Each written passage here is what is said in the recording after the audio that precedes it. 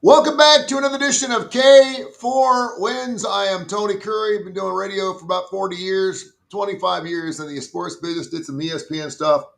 A guy who's been doing sports for a long time. Kip Keeper right below me, of course, executive director of the Birmingham Racecourse and Casino. Knows nothing about handicapping. Does fantastic work. We got Kai Gregory down the bottom left-hand corner. He has also been a handicapper on both sides of it now for nearly 4 decades. And Case Keeper live from Las Vegas Sun. Chief editor gets after it every single week right here at K4 Wins. Our show airs right here, of course, on SR 1029 The Game. .com, but also, of course, on the Coastal Digital Network and also, more importantly, on the Tony Kurre Radio Network, where you can hear us live on Tony Kurre Radio, not to mention on our YouTube channel. That YouTube channel is K4Wins every single Tuesday and Friday mornings at 10 o'clock Central Time. We're getting ready for week 3. We got some wild games going on, top 3 matchups. Actually, 23 of those top 25 matchups are coming up. We have some smelly fishes going on. And I, Tony Kurre, have a 24.5 point dog winner this week, straight out. We're going to find out what that's worth on a money line, but I've got one game, and I'm going to put my ass in the line. I looked at this game, and Kip and I did a show yesterday. We could not wait to do the show today to start talking about college football. Hey, okay, Kip, we've already come up with several plays, but I see one game. It includes some big-time team that I believe is going to go down to a 24-point dog this weekend. First of all, how you guys doing? Everyone's doing well? Oh, man, it's living the dream.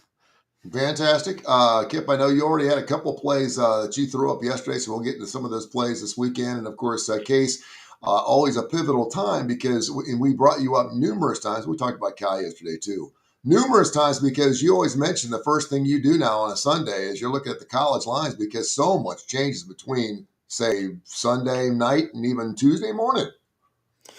Yeah, definitely.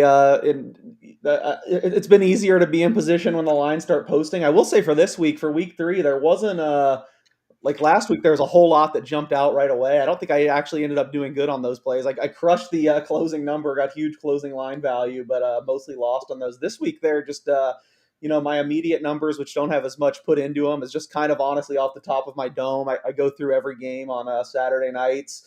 Try to get a sense of what happened in every FBS game and just put on like a preliminary number basically off the top of my head to try to fire on these openers. And man, they were really close this week. There was not a whole lot that jumped off the page. Once I did more work yesterday, bet some more things. I'm sure you guys aren't surprised. So I still have a pretty decent card at this point. But yeah, I thought the lines were pretty tight for week 3. Not a whole lot of major discrepancies.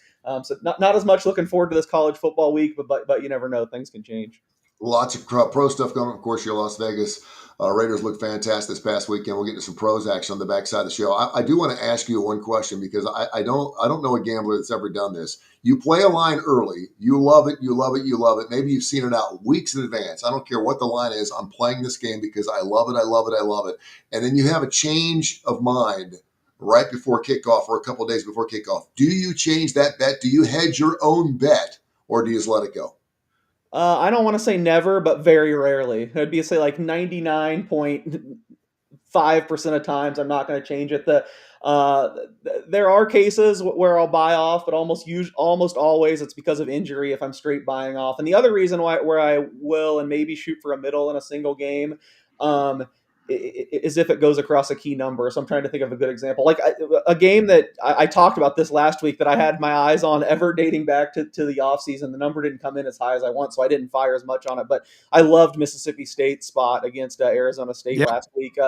I got a little 7.5, not much. But that moved so far at one point. I think it got to 4.5 and then went a little bit back up. I probably wouldn't have done this, but maybe if it got to like Arizona State minus 2.5, maybe I would have fired back on Arizona State. That's just a gigantic. I mean, you get the 3 and the 7. That never happened. I just rolled with the Mississippi State. But if there's a chance where you can capture like the 2 key numbers, especially, that's really the only scenario where I think I'd buy back a little. Kyle, we had a pretty good Saturday. What do you got? Yeah, I'll tell you what. The only thing I can see because I just looked through them real quick, 24.5 points. Only thing I can see is maybe Eastern Michigan that you think is going to beat Kentucky. Or Wyoming, maybe. No, Wyoming's not going to win that game.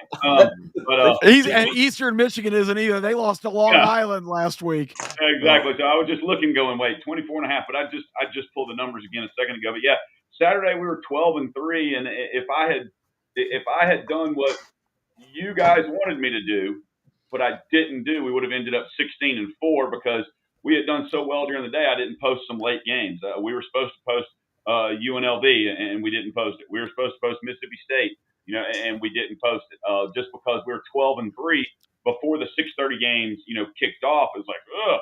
So, we hit Iowa State money line, Illinois money line, UAB plus 21, the UAB halftime team total over, UAB Navy over in the first half. A lot of UAB here. UAB over team total 19.5 was a triple play. That game actually got down to 17.5. Tony and I were texting back and forth before the game. That line dropped 2 points.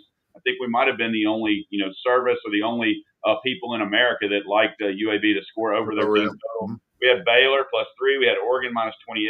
Oregon over their team total. Alabama minus 21 first half. We lost on something I posted. The other 3 gentlemen were against me. I posted freaking Clemson. They suck. I'm just going to say it out loud. Troy is awful, and Clemson came back to beat them. Lost on Clemson team total over their first half in Virginia Tech.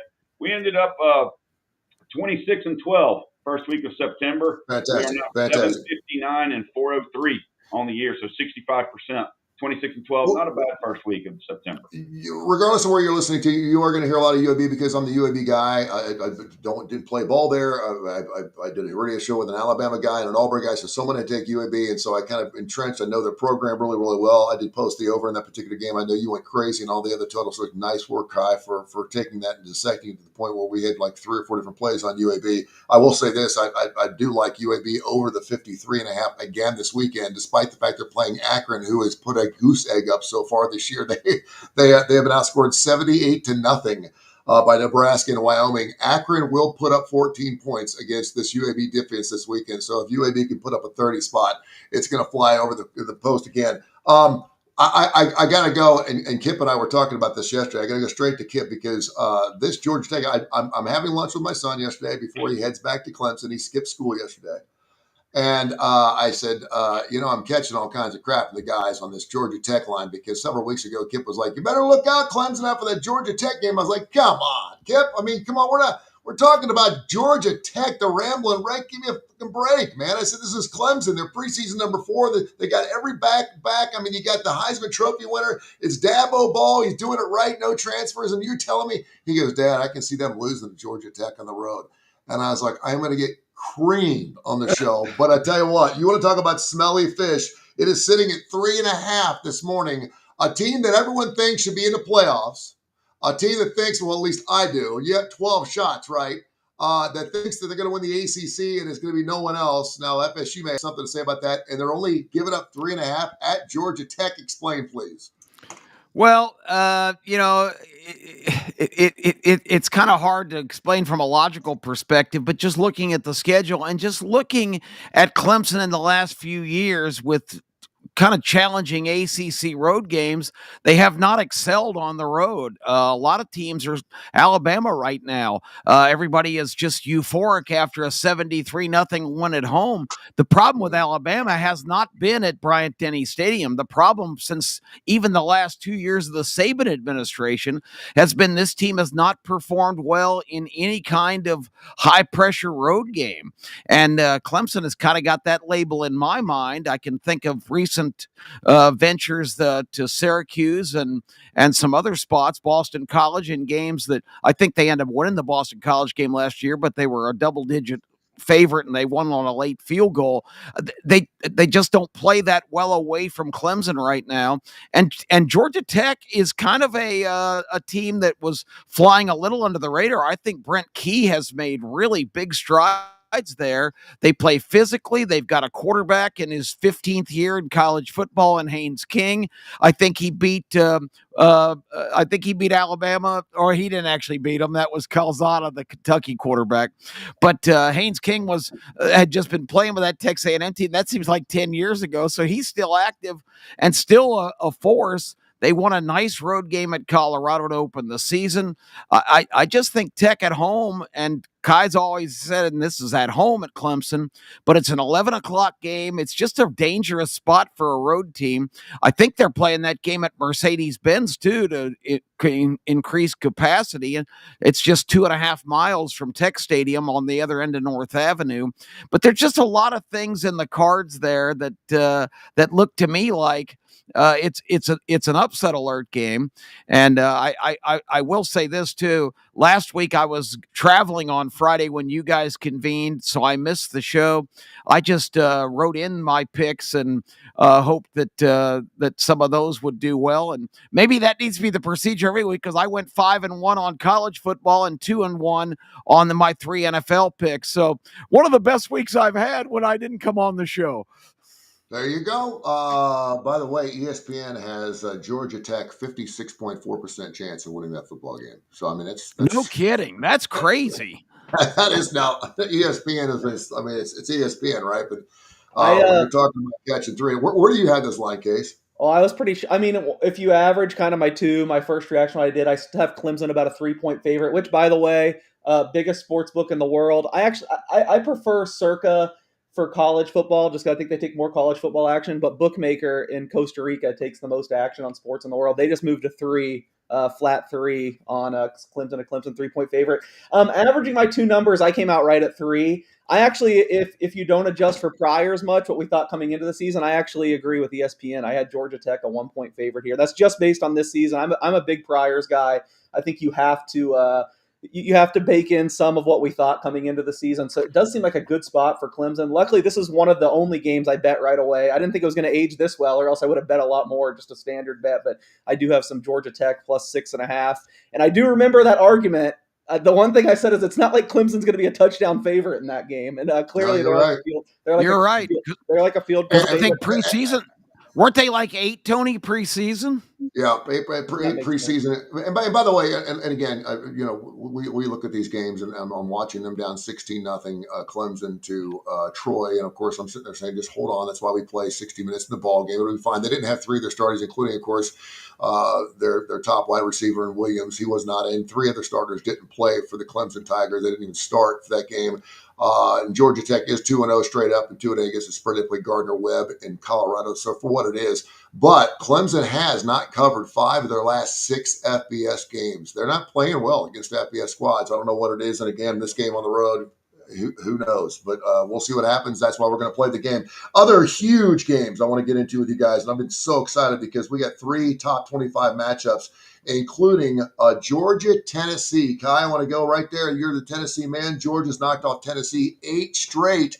And another potential smelly fish, if you're a person who's just not really watching college football a lot, and you're going, wait a minute, isn't Georgia really, really good? They're only giving up 3.5 at Neyland Stadium. What's going on? Where do you see this game? I had my alerts ringing like crazy yesterday, and as soon as it dropped to 3, it was on 3 for about a minute yesterday, and I jumped on Georgia hard. Tennessee may be missing 5 starters on defense for sure. Drive McCoy and Gibson are definitely out. 2 starting corners. Going to be starting. Wow. Going to be bringing in Colton Hood, who has done very well, transfer from Colorado, and then a freshman, Ty Redmond, is going to be starting. But they could be missing on the defensive line Moy, Hobbs, and Weatherly. If all those guys are out, that's just something to really have to overcome. David Sanders is probably going to get his first start back on the O line for Tennessee. It's just Georgia has absolutely owned Tennessee for the last 8 years. I think 16 was the miracle year with the Hobbs boot nail, on the Hail Mary at the end of the game. And everybody's like, oh, that was a miracle for Tennessee. Well, the miracle was the play even a minute before it when Georgia scored, when Tennessee's defensive back fell down on a 4th down. So it's probably the best game Tennessee's played against. Georgia's beat them by 14 points minimum the last 8 games. They're in Neyland. They're going to checkerboard Neyland. So, maybe Aguilar has done, pretty well so far. Gunnar Stockton has not been great. I think Georgia put up 4 touchdowns against an FCS opponent last week, not playing great. Guess what? Georgia, generally speaking, slow start to the season. Tennessee does get them early in the year for the first time in a long time. Generally, this is more like the 6th, 7th, 8th game. But I'm either hammering Georgia, which I think it started at 6.5, and Tennessee money just came flooding in, and now that it's back to 3.5, and that's the only way I would play the game is Georgia. I hope I'm wrong. I hope I'm wrong. I hope Tennessee wins, but I just don't see it, and maybe I'm just a negaball, but I don't see it. Well, you are for sure, but we hope to see it the other way. And maybe Tennessee's looking ahead because they do have the Blazers the next week Oh, up yeah, at I'm the sure. stadium, which That'll be, is that'll going be another to six. That'll be another 70-point game. we may be burning a bonfire outside Protective Stadium for Trent Dilfer when he comes back from that game. What line did you have on the Georgia Tennessee game? Because I love this because I mean these lines to me to surprise me, and you're like, yeah, it's about right, and it's just amazing to me every time because you always nail it. Yeah, I actually had took a similar approach to Kai, except the opposite way. The first number I saw out here was Georgia 7.5, and I was like, God, that's high. But I didn't bet it right away. I put question mark Tennessee plus 7.5.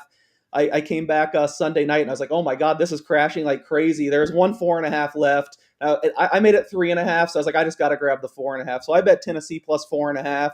Hopefully, we're in between the 3 and the 4. Maybe I still follow a lot of Georgia people and read the things, and I just Tennessee might have injuries, but it sounds like the Georgia offensive line is just a complete disaster. They already had They're two guys hurt, lost another guy against Austin Peay. They played 7 different guys and don't seem to have the right combination. Now, there's always the possibility that Curry's playing possum and kind of knows his 5. He knew they could beat Austin Peay and Marshall with their linebackers at offensive line probably. So that's a possibility. But, man, I just think in the trenches, this seems like a big plus matchup for Tennessee. I think Tennessee's defensive lines is so heralded. I could really see them wreaking havoc, and I hate to bang the same point every week, but just until I see it, I'm not a Gunnar Stockton guy. So I made it 3.5. I would not bet it now, but I feel pretty good with the Tennessee plus 4.5. Certainly, we reached the point of resistance, like Kai said. I think it only hit 3 at one sportsbook here. I didn't even see it. I heard someone else talking about it. I clicked it. It stayed there for like a minute. So someone was waiting to unload on Georgia at 3. So I think clearly 3.5 is probably the right number. And it was Kai. We just found out. There you go. Kai was right at first the line. There you go. You're moving the lines to Las Vegas, Kai. Good job.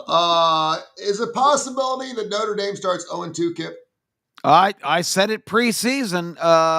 When we were talking about teams that might be potential busts, I said I did not expect them to win at Miami and to come back. I mean, they did have a week off, which a bye after one game. That's interesting.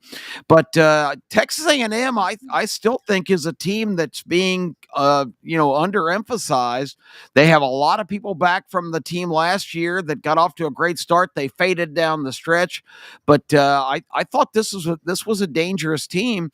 And so far, if you look at the SEC's performance, they went 14-1 last week. They're 28-3 against the other conferences, and in the power conferences, they're leading everybody. I think their record right now is it's either 9-3 or 9-4. Texas, of course, and Alabama, the exceptions on opening week. But so Texas A&M coming into Notre Dame, there's a lot of pressure on the Irish here after losing that first game to Miami. And I said I thought it was perfectly feasible to expect that Notre Dame trying to break in this new quarterback. And I don't know what you guys thought about C.J. Carr at Miami. I thought he was okay. Doesn't look like he's quite ready for prime time yet. One of their touchdowns, he ran around for a half an hour, and Miami chased him fruitlessly, and he kind of threw it up for grabs for a touchdown.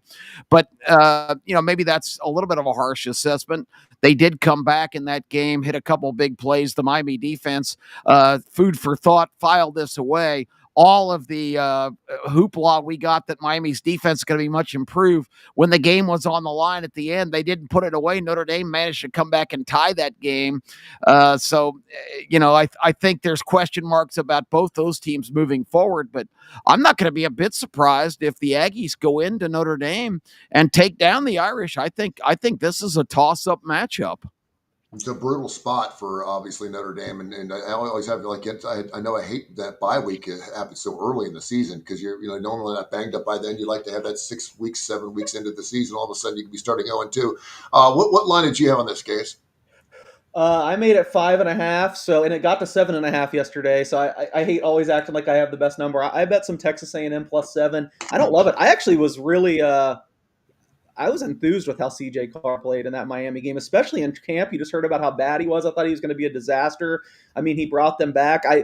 I could be wrong about all this, but I guess I interpreted that game a little bit differently than Kip. I was very impressed by Miami's defense. I mean, with the game on the line, they just destroyed the Notre Dame offense. They had 3 sacks in the final 2. The last possession, yeah. when they got the field goal. So the one thing, roster quality. I know you guys were higher on Texas A&M than me coming into the season. I've kind of come around. I see the vision. I actually think I would take CJ Carr over Marcel Reed. So quarterback's the one position that scares me. I'm not a Marcel Reed guy. I mean, if you put I don't know, name your quarterback at Texas A&M, I might take them even more seriously. I just thought 7 was too high. I feel like, what was this game last year, like 14-10 or something? Really tight and low scoring. I just feel like it's going to be really tight again. I think Notre Dame should be the clear favorite, but I just the full 7 is big to me. There's been a lot of interest in Notre Dame. Maybe it's partly coming off of that bye week. Like I said, I wish I would have waited for the 7.5, but I just think in a low scoring game like this with 2 teams I think highly of, I don't think one team should be an underdog of a full touchdown. Thanks to Joey B for chiming in. Thank you for loving the show. We're on every single Tuesday and Friday at 10 o'clock Central right here on the Coastal Digital Sports Network and on Tony Curry Radio. The TKR app is available. Over 100,000 folks already popped on that bad boy. Kai, your thoughts on this particular ball game here? Notre Dame giving up 6.5. Obviously, that pivotal number. They're 0-1. A&M unscathed at 2-0 so far in the season. It's early. I'm interested to see what the Notre Dame rushing attack does. I really think it's going to be, just like I said, a low-scoring game. I do think Notre Dame can pound Texas A&M with the run. If it comes down to the quarterbacks throwing, I agree. I'm going to go with Notre Dame, but I really don't think it's going to come down to a passing attack. I think it's going to be a low-scoring running game. There, and it's funny when you talk about these and look at some of these, and I bet nobody gets this Tony Curry useless fact. It's not really a Tony Curry useless fact. Preseason Heisman Trophy favorites in quarterback. Who's the highest ranked? Don't you be looking at your computer, Case. Who's the highest ranked preseason? Let's just say top 10 quarterbacks for the Heisman. Who's the highest ranked one right now?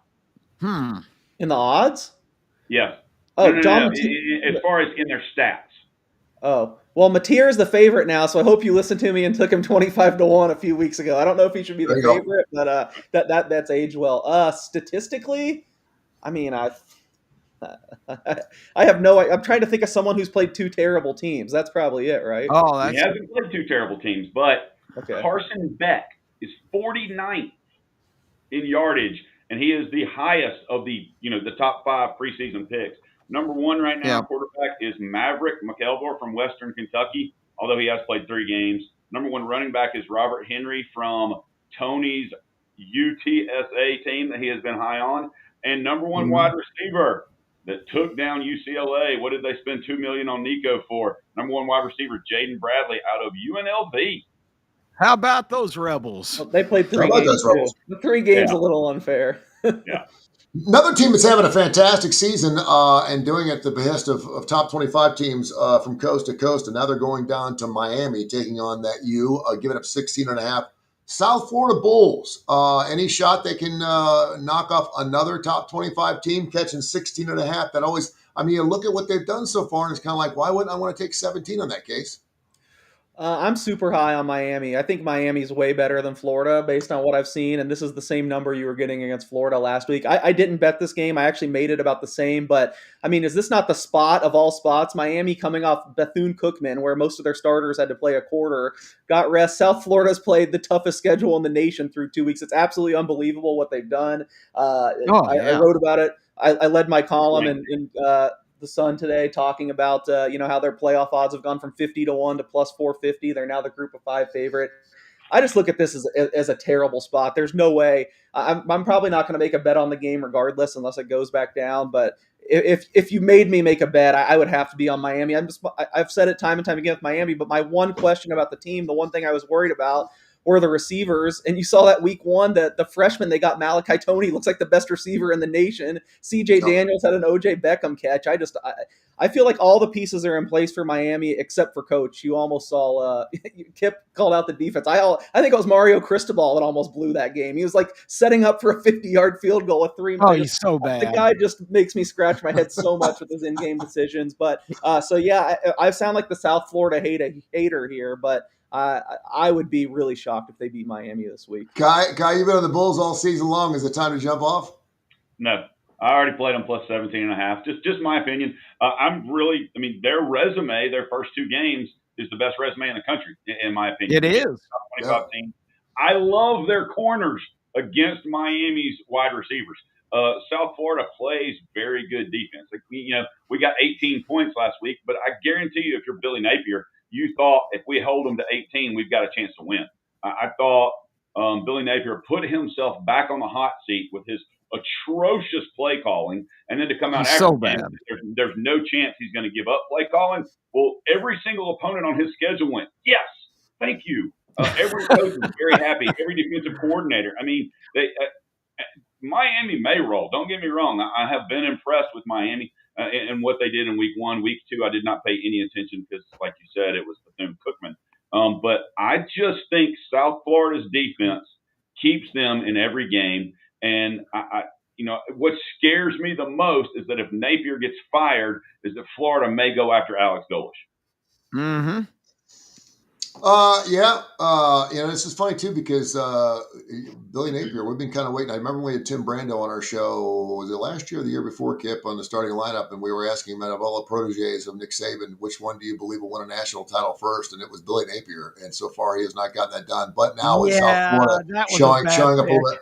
It's Tim Brando. I mean, he's stepping out a little bit for sure, which is what we'd love to have him do. We've arrived. I got to brag a little bit. 2 years ago, my partner on our radio shows locally here dubbed Billy Napier Sunbelt Billy when he was off to such a bad start at Florida. Yesterday, I'm watching Paul Feinbaum and goes, there's a reason he's called Sunbelt Billy. So the morning after is now producing material for Paul Feinbaum's national show.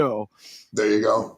There you have it. Another game that I think is really interesting too, and since we were talking about Billy Napier, let's put them on the road and go against Brian Kelly's LSU Bayou Bengal Tigers, giving up the 9 and the hook. What do you think there, Kip? Well, I thought it was interesting on that same Paul Feinbaum show yesterday. Brian Kelly comes on every Monday, which is fairly interesting. But he's pretty forthcoming. He said, "Yeah, we didn't play well against Louisiana Tech, but these guys know who they're playing, and you can't expect them to be up every." It was very non-coach speak.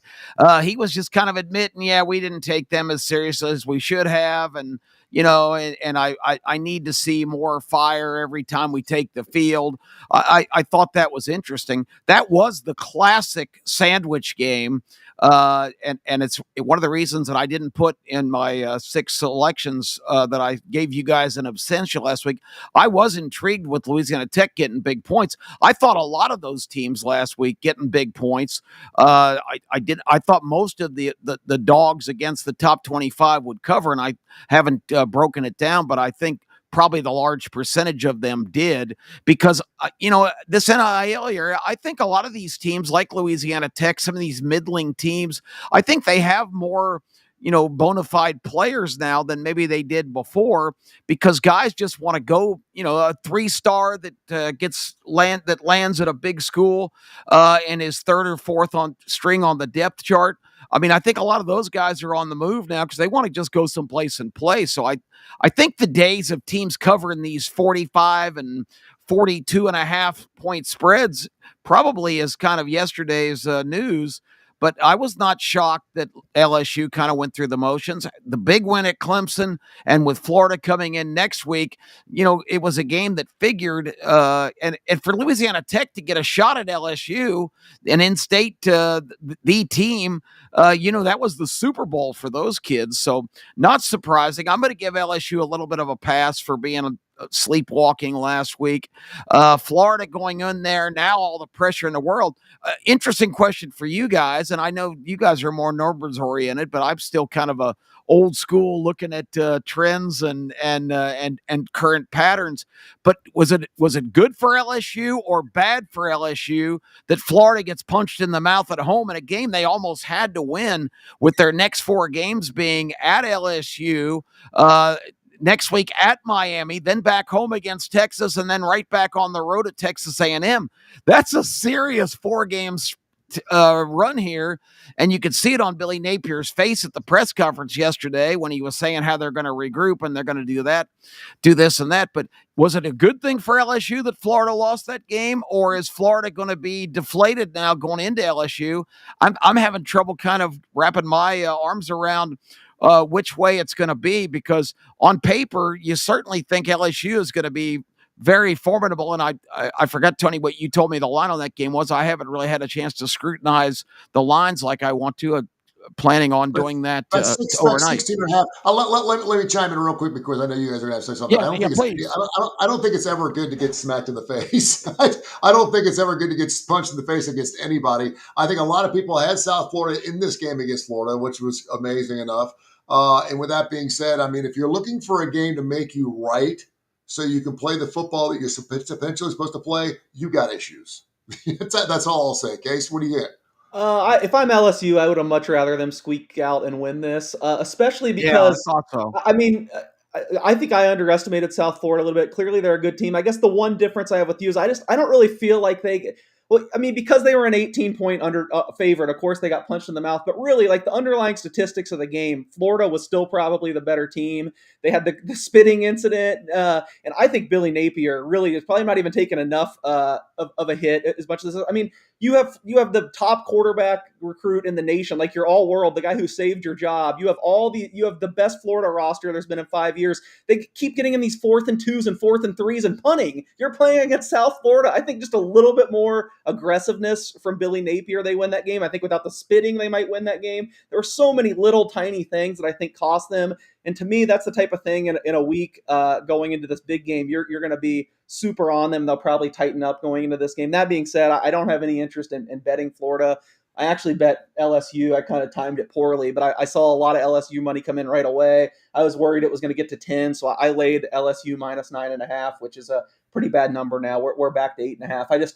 I could see this being cagey and close, but I'd be pretty surprised if Florida won. But I think for LSU's sake, you much rather just hope they squeak out that game and maybe some of those problems go unaddressed. Because unless they're just totally out on Napier and checked out, which I think is probably unlikely when they haven't played an SEC game yet. It's only week 3. I do got to think they'll be a little bit sharper this week in Death Valley. K4Wins.com, K4Wins.com on X at K4Winners, also K4Winners.com. You can check us on our website, info@TonyCurryRadio.net. If you want to drop us an email, well, you can do that right there. Since we're just about 45 minutes away from the homeland of T-Town, I do have to throw out that Wisconsin-Alabama game. Bama giving up 3 touchdowns. Kai, did we get it right being up 73-0 against Law? I know a lot of people are like, well, that's the same team that beat Nick Saban. And if everyone wants to make comparisons, blah, blah, blah, blah. Hey, come on, man. 18 years ago. 18 years ago. I mean, it was Law Monroe. I get it, but it's like, for God's sakes, this was a game that obviously that will suffice for Alabama fans, but it was Law Monroe, and now it's time to get serious again as you go to the Big Ten and take on Wisconsin. This ain't the same Wisconsin we had 4 or 5 years ago, but comfortably a win for Alabama, you expect? You know, Wisconsin's number 3 in yards allowed right now, giving up 179 yards a game. Granted, they probably played, 2 sisters of the poor. But, I will say real quickly on Florida LSU, poor old Florida. Poor old Florida. But is this not the perfect Brian Kelly coaching screw up right here that we're getting set up for? All I'm going to say. 21 may be too many, and Alabama's either going to win by 50 or they're going to win by 14. Maybe they got back on track, but Wisconsin's defenses look good. I don't think Wisconsin's going to score that much. I still don't think Alabama is straight yet. I really don't. It's a game that I'm not even going to look at, because at the same time, that's an 11 o'clock game, right? I'm going to be more keyed on seeing what Oregon can do at Northwestern as a 28-point favorite, playing at 9 o'clock their time in the morning. Yep. That game's going to interest me more because Oregon is on freaking fire right now.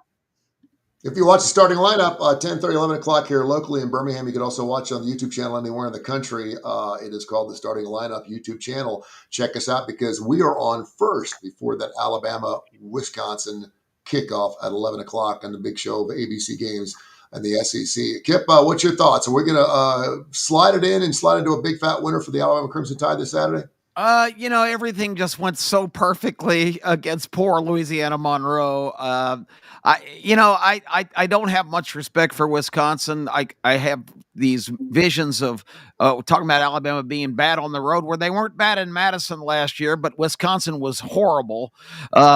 Alabama just steamrolled them up there last year. So I think the talent mismatch is still going to be apparent.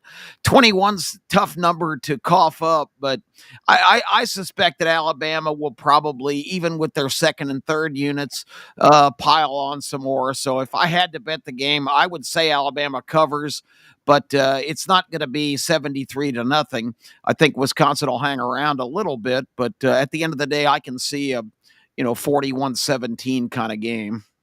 Case, what does Vegas say? Well, I just see right now at FanDuel, I called up the game. It just went to 21.5, which makes me angry because I kind of hate it. But I bet Wisconsin plus 21. I came out like 18.5 on this game. I don't think they have much of a chance to win. And I actually I wouldn't go too overboard, like Kip told me the callers on his show were after they blew out Monroe. But I actually was pretty impressed by that. I mean, this isn't the UL Monroe that's been like one of the 10 worst teams in the nation for the last like 15 years. I think they were pretty impressive under their new coach Brian Vincent last year. I mean, I don't know, that got my eyes popping. They looked much better. It was more than the Alabama team I was expecting. I like that Wisconsin is really trying to change their identity. I don't think it's going to work. I think Luke Fickell probably gets fired by the end of this year. But going up against a game where you're a huge underdog, I just think it made no sense when they're like last year. They're trying to implement the air raid, play with pace. You don't want more plays when you're at a huge talent disadvantage. This year, they're back to running down the play clock, slamming the ball into the line. I still have questions about Alabama's rush defense for I think anyone that watched any bit of the Week 1 game is. So I think they could kind of turn this into an ugly affair. And I just want to see more out of Ty Simpson before I am laying this big of a spread with him. So very slight lean to Wisconsin, especially at that 21.5 now. I wish I had that. Couple of the games, UTEP at Texas. Smart's giving up 41.5. That game looks like a blowout. We've got Oklahoma Temple. Oklahoma giving up 23.5. Auburn giving up 25.5 to South Alabama. They look good against Ball State, although it went under and they didn't cover the 42. And also Vandy against South Carolina. South Carolina giving up 5.5. That's one of those teams I've got going to the playoffs, and every victory obviously is crucial for this point. And in week 3, Tony, the interesting thing about that, South Carolina and Vanderbilt have played a common opponent. They both played Virginia Tech, and Vanderbilt much more impressive in their win than South Carolina was. There is no doubt. Yeah, the last 15 minutes of that ball game, they look fantastic. We're going to get into some pro stuff coming up here in just a few minutes. Also, some Major League Baseball here for the top of the hour. Before we get our show, we do an hour. Case, give me one or two other games that just kind of popped off the board to you in college football, and then we'll move on to the National Football League. What a great first day we had yesterday. Yeah, seems like everything I'm saying is, I don't want to do this, but the South Carolina Vanderbilt line movement has been crazy. I think maybe people are looking at that common opponent a little too much, in my opinion. South Carolina opened like an 8.5 point favorite here. They're now down to 5.5. I mean, they just crushed Vanderbilt last year. I know I've been beating the drum that this is the same South Carolina team. I'm going to take one more swing at Vanderbilt, and if I'm wrong, I will tip my hat to Diego Pavia forever. Actually, I did really well on them last year. I was pretty high on them. I feel like they're a little overvalued this year. I can't see this getting under a touchdown, so I laid it with South Carolina minus 5.5. This one's moved, but hey, my favorite team, one of my biggest bets last week. I thought you guys thought I was crazy. I was on UAB against Navy. I think Akron's just so pathetic. I laid 9 with UAB at open. I think it's like 11.5 now. It's 11.5 now, yeah. Yeah, I still think it should be like 17. UAB's offense is pretty good. They will not be favored by 11.5 over anyone else this year. This will be their biggest line. Yeah, so you could take it that way. This was not as I made a really big bet on them against Navy. I explained why I liked it last week. So this was just a smaller bet, but I did take UAB. Another one in that same vein. I just think the market has problems pricing these teams that are just truly horrendous. And I think the worst Power 5 team taking the mantle, I said it time and time again for Purdue last year. This year it's Stanford without a doubt. Stanford is just dreadful. I laid 10.5 with Boston College. I think that's moved up too. I know at Stanford, kind of a tough trip, but I would not be surprised if I haven't looked at their schedule, but Stanford looks like a winless team to me. They're just completely bottoming out. Their quarterback, it looks like he should be playing in D2, Ben Cole-Branson, who he was okay at Oregon State, but man, I think very low of this Stanford team. So there's two trying to pick on teams that I think are terrible: Stanford and Akron. Kip, we were doing the Kiefer and Kurre show yesterday. We couldn't wait till today to talk some college football. We had a great show yesterday. You can find that wherever you get your TKR app. And, of course, it's Kiefer and Kurre show. And you were all over A&M early. And you also like that Ole Miss squad giving up 9.5 against Arkansas. Tell me why. Well, Ole Miss, got it done on the road at Lexington. I actually picked Kentucky last week plus 10.5. When you guys know how much I'm a big fan of Mark Stoops, who I think is just a horrendous coach. Let me qualify that. I mean, I guess for Kentucky he is okay, but his SEC record after last week just went to 28-64, and I guess it's not Stoops personally that I dislike. It's the fact that he has the label of doing a great job at Kentucky, which just makes me just shake my head every time. But with all that being said, Ole Miss wins an SEC road game, not impressively. I guess Stoops actually kicked a field goal to beat the spread in the last minute of the game. I think they tried an onside kick, so I guess strategy was. Which Kiffin brought up after the game. He did. It was the first thing he said. Yeah. He apologized. So, but anyway, they're back home. Arkansas has beaten Alabama, A&M, and Arkansas State. So I think this line is way too low. I think Ole Miss will unleash all the furor on the Razorbacks. Sam Pittman maybe a little more secure because he beat the 2 cupcakes to open the season. But I think this game's going to be a blowout. I think Ole Miss wins by 3 or 4 touchdowns. We kind of liked Arkansas in that game only because Arkansas State asked Arkansas for a home at home. Yeah. He's like, we've never fucking played you guys. We've never played you ever. It's the longest time that 2 teams in the same state have never played each other. Now you're asking for a home and home. He's like, no. Case and I have both been to Jonesboro. I don't see any Division I team ever aspiring to go there. That's worse than Starkville. Kai, what else is jumping out to you before we jump in the NFL? Well, like I talked about earlier, I like Oregon and Texas Tech in those games. I think they're large lines. And even though Wyoming's the number 3 defensive team in the country in points allowed at 3.5 points a game, it's Oregon, and I think Oregon is looking to prove a point. I think Dan Lanning will score as many points as he wants to. But I got a question for you real quick. All right, 3 of the top 5 total yardage leaders are in the SEC after 2 weeks. But do you know who number 1 is in most total yards? Offense, most total yards team. It's got to be someone who's played crap the first couple of games. Arkansas? Played 3 times. Yeah. Arkansas is actually number 4 at 591 yards a game. Okay. Missouri, maybe? USC is number 1 at 676 yards per game. Holy Tennessee cow. is number 2 at 605 yards a game. Texas Tech 3 at 604. Arkansas, like I said, 4th at 591. And Missouri, who just, I'm sorry, Case, hammered Kansas, late, 577 yards a game. There you go. Let's get into some National Football League. I heard a stat, and we'll throw it at you. A little trivia here. There are only 3 football players who have won 13 games for 2 different franchises. Who are they? Quarterbacks. Brett Favre.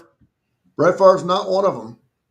They didn't win 13. Three quarterbacks have won 13 games with two different teams, and I will tell you that one guy's still playing, the other two just played less. It's got Aaron. Peyton Aaron Manning. has to be one of them. Peyton Manning's one of them. Yes. Aaron Rodgers. Nope. I don't think so. Really? I don't think he won 13 for the second team. Yeah. Russell Wilson? No, team. I thought you said 13 total. Third.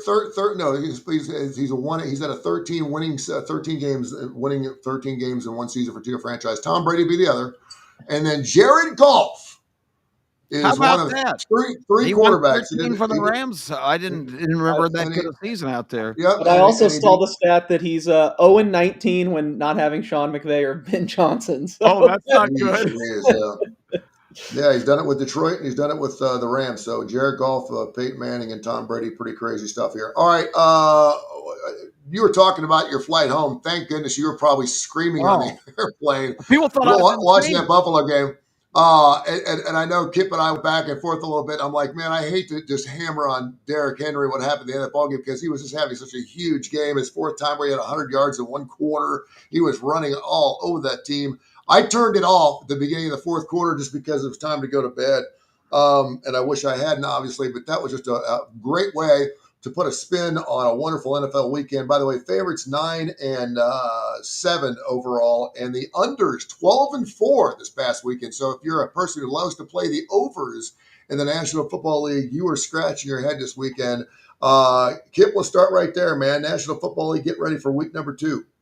Well, I just want to say I found myself after having a great dinner with my family, and including Case and his two fantastic young folks, my grandchildren, and extended family. It was just kind of a surreal experience to be sitting on a plane about an hour later, getting ready to come back to sleep in my own bed all in the same day. But to have that game on at 35,000 feet right when the second half started, that was the most riveting second half of football I've seen at any level in years. That game was unbelievable. The big plays, the big swings. I can't believe that Buffalo fans, about 25% of the stadium cleared out halfway through the fourth quarter. That has got to be the dumbest decision of all time by those people. And if anybody could identify them, they're going to be chastised till the end of time, because Josh Allen, you just don't give up on that guy. He just makes plays all over the place. Lamar Jackson and Derrick Henry were unbelievable. I was sitting there kind of thinking, because I know Kai's been really high all year, all summer, on the Ravens going in there and winning that game. And at one point in the fourth quarter, I found myself going, damn, Kai, you nailed this. And then Josh Allen had other plans. That game was just unbelievable to watch. And I know I was having outbursts with my headphones on.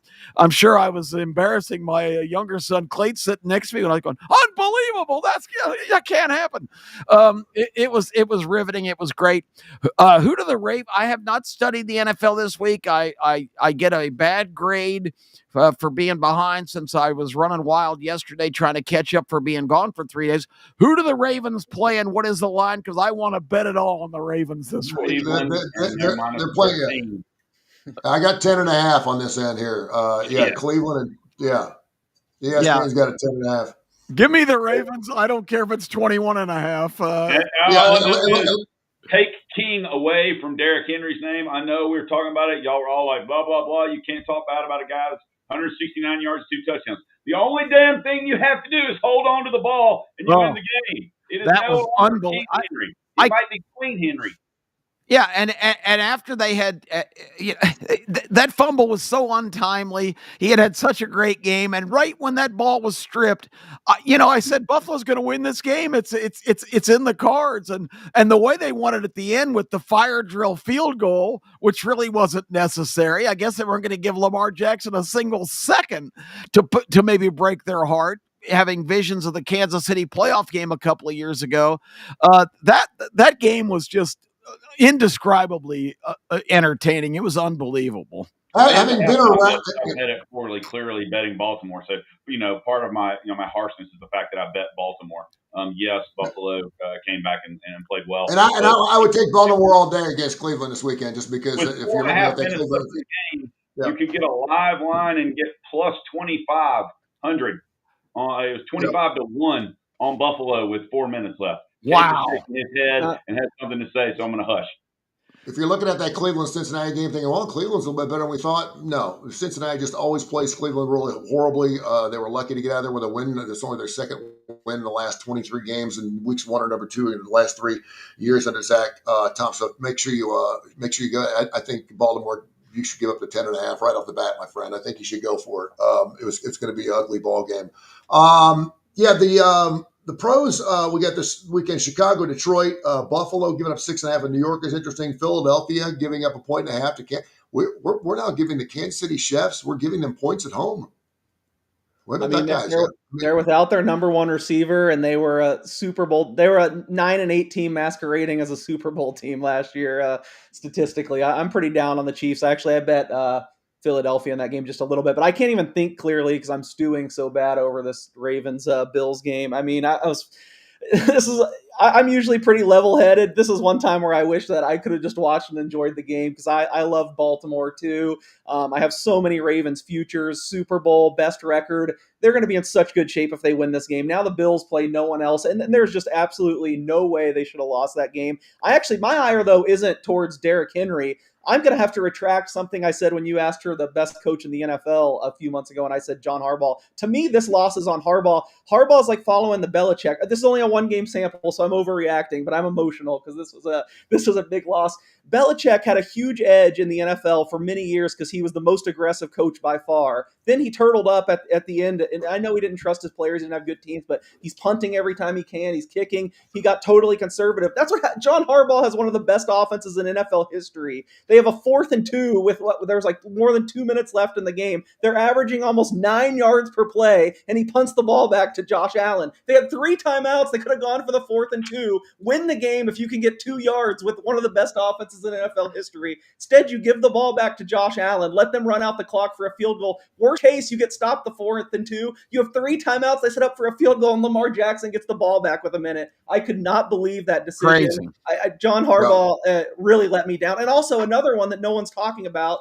I'm never kicking the – people act like NFL extra points are automatic. They're not anymore from 35 yards. You go up 15, I'm going for 2 every time to go up 17. The game is over then. They're not coming back if they go for 2 and score it. Instead, they line up for an extra point. This is what I want to point out to people that are always like, oh, just kick it. It's free points. It's not free points. Not every field goal goes in. The kicker doinks it. They're only up 15. They're just so – a coach's responsibility to me is like milking every little percentage of win probability you can get out. And John Harbaugh, to me, really cost them with some of those decisions. The fumble was really bad, but I mean, it's going to happen. I was so let down by Harbaugh, a guy I think so highly of. So, man, that one hurt.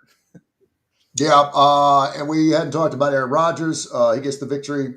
I actually posted -3 in that line. They ended up winning by 2, but good for him. He looked like the old Aaron Rodgers of old, throwing 4 touchdown passes. I love what he had to say afterwards, too. Let's keep in mind they were playing the Jets, who do have a good defense, but it's going to be another great football year if you're a New York football fan. I'm scared for Pittsburgh giving up that many points to the Jets, to be honest with you. I mean, this is one thing you can always hang your hat on is a Pittsburgh Steelers defense. You can always hang their hat on giving up 20 or less, and, man, they got bludgeoned pretty good. Yeah, the Steelers did not win the game in classic Steelers fashion with defense and grind out a 17-16 win, a 34-32 shootout with the Jets. I don't know how that bodes well for the rest of their season. When he said, this was for the Jets organization, for those people that thought that I still couldn't play football, I'd like to just let you know I can still throw. I can still throw 4 touchdowns, and he certainly did. I kind of feel like the Jets got what they asked for, and that's what they got. I'm not saying he's going to be the MVP this year, but I think I feel a little bit better about Pittsburgh Steelers in that division now with Aaron Rodgers. Any other games kicking out for real quick, and then we'll hit the Major League Baseball. By the way, if you love the show, we hope you do. Friday mornings, 10 o'clock Central. We get through it. We really get after it on Friday mornings. We'll have time to really break down a lot of stuff we've had all week to look at all the lines, all the over-unders. We get into it, both college and pro. We'll have all our plays coming up on Friday. K4Wins.com, K4Wins.com. You can go to our website and have it all written down if you can't listen to the entire show. But any other NFL games? Huh? Yeah, Thursday night. Washington at Green Bay. Over under 48, and Green Bay's 3.5-point favorite. I'm hitching my wagon to Jaden Daniels. I like Green Bay as far as the team and everything, but I'll take the 3.5. and I'd probably go over in that game. It's Thursday night. It'll be before we're back on. So just wanted to bring that up. I think it's going to be a great game either way. I do not think either team will blow either team out. So I'll take the 3.5 even on the road. We also have a pair of games coming up. Well, we have one on Sunday night. We got the Monday night game. So we got, it's going to be a full slate of games this week. It's going to be great because we're going to have both great college and professional games going this weekend. Kip, anything else you want to get in the National Football League before we do some MLB? Yeah, I tend to agree with Kai on that. I think the Packers had a key opener against the Lions, and they just played spectacularly. Coming right back on Thursday night off that, I just don't see the high level. They have to get up for the Commanders, of course, a playoff team that actually beat Detroit, knocked them out last year. But I think the I keep calling them the Redskins. That's old habits die hard, folks. The Commanders, I think they're in a little bit better mental place going on the road. They played the Giants in a blah opener. I think this is the first big matchup they've had. So I expect them to come and play a really good game in Green Bay. And I like getting that extra half point. I like the 3.5 and the Commanders in that game. I'm going to agree with Kai there. Good way to kick off your Thursday night. And again, we'll be back on again on Friday. Of course, you can hear our show right here on the Tony Curry Radio Sports Network, as well as the digital sports network of Coastal as well. All right, Major League Baseball, because it's still going on. And obviously during football season, this will be a small little stint, but we still have some people that want to play some Major League Baseball games, and that's fine. We love that. The season's coming down to an end right now, and we're looking at some of the Major League standings. Of course, we have the Blue Jays, the Tigers, the Astros, the Phillies, the Brewers, and the Dodgers still leading their divisions. Nothing else really changed. I know the Rangers had a nice little run there. And Kai, you're a baseball guy. What are you looking at? One thing, and I haven't seen the odds here. I want to know, Kip can probably pull it up real quick. I mean, Case can. American League East odds to win what the Yankees are, because the Yankees have the easiest schedule in baseball remaining with their next 6 after Boston and Detroit. Then they play Minnesota, Baltimore twice, home and home, and then the White Sox, whereas Boston has New York, the A's, Tampa Bay, Toronto, and Detroit. Toronto has higher. So if you could get an odds to win the AL East right now, I would hammer the Yankees if you get good odds right now. How many are they back? 2. Okay, I knew they're right in it. So yeah, that sounds pretty reasonable. Of course, you mentioned that they have. Did you say Boston and Detroit next? That's a little bit of a rough start patch. Yeah, but then it's nothing. Yeah, it's pretty bad. Although Baltimore is more competitive now than they were in the first half, so those aren't necessarily walkovers. But yeah, I agree. If they're only a couple games back, I don't know what kind of odds you can get, but certainly that's a team that you would think would make a big run at the division. And the White Sox.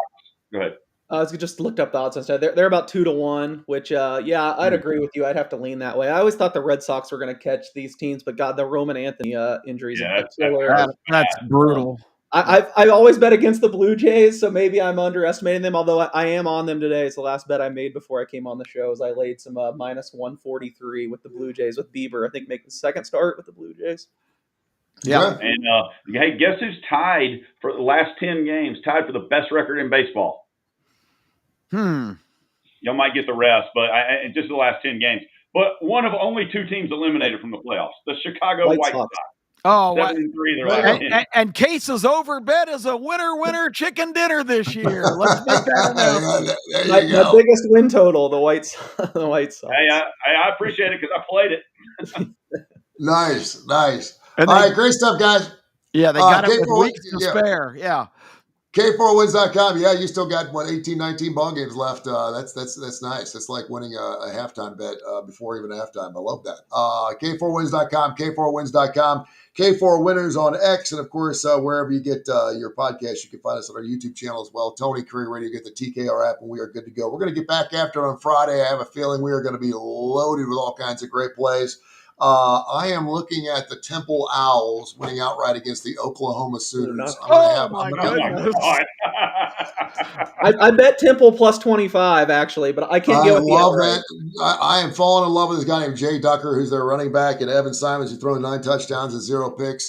They have not played anybody yet. They played Howard but neither is Oklahoma. I like Temple to get not only inside that number, but I could see like a 24-23 late game. I mean, it's going to be worth it just to play the money line for a few dollars. It'll pay back handsomely. Thank you very much. I'll have more details and more reasons on Friday's 10 o'clock show right here on K4Wins. Thank you, gentlemen.